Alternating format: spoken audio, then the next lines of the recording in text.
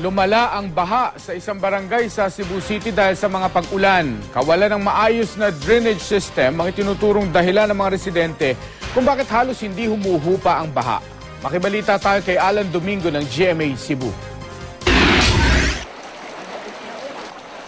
Mahigit 3 linggo nang nagtitiis sa baha ang mga taga-barangay Talamban, Cebu City. At kahapon, lumala pa ito dahil sa mga pag-ulan buhat pa noong Martes. Ang mga residente natatakot sa mga sakit na pwedeng makuha sa baha tulad ng leptospirosis, dengue at skin diseases gaya ng alipunga. Na yung mga bata niya, dengue.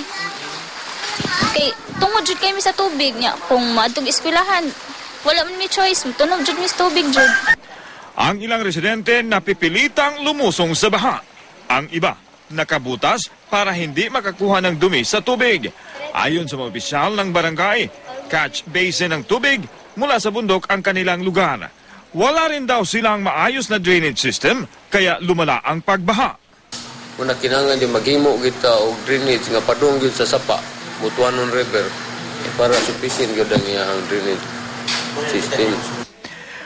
Dahil din sa pag-ulan at pagbaha, natumba ang isang century-old na puno sa barangay Gunob, Lapu-Lapu City.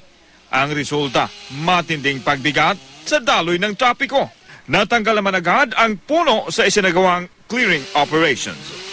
Alan Domingo, Nagbabalita, Pilipinas.